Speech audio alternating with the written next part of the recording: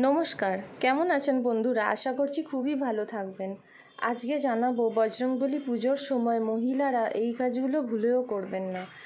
এক হচ্ছে মহিলারা বজরংবলীর পুজোর সময় তার মূর্তি স্পর্শ করবেন না।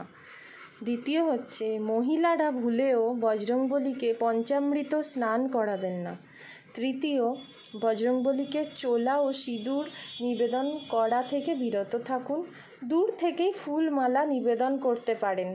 4 হচ্ছে বজরংবলীর জন্য আপনি প্রসাদ রান্না করতে পারবেন, কিন্তু কোনো পুরুষের হাত দিয়েই ভোগ দেবেন।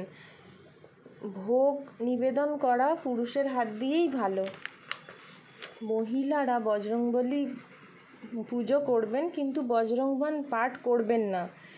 এর অশুভ ফল পাবেন। দূর থেকেই প্রণাম ও প্রার্থনা করুন।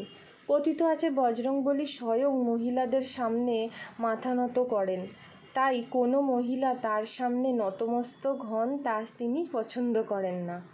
মহিলারা হনুমান চালিসা পাঠ করুন, হনুমানাষ্টক পাঠ করুন, সুন্দরকাণ্ড পাঠ করুন। 23 এপ্রিল হনুমান জয়ন্তী। ব্রহ্মমুহূর্ত থাকবে সকাল 4:20 থেকে 5:04 পর্যন্ত। 23 এপ্রিল বজরংবলী পুজোর শুভক্ষণ সকাল 9:03 থেকে 10:41 পর্যন্ত। হনুমান জয়ন্তী শ্রী হনুমানের জন্মবার্ষিকী হিসাবে পালিত হয়। তিনি চিত্রা নক্ষত্র এবং মেষ রাশিতে জন্মগ্রহণ করেছিলেন। আমি এই মন্ত্র পাঠ করব, আমার সাথে সাথে আপনারাও করুন। এতে আপনারা শুভ ফল পাবেন আর বিভিন্ন শত্রুর হাত থেকে রক্ষা পাবেন।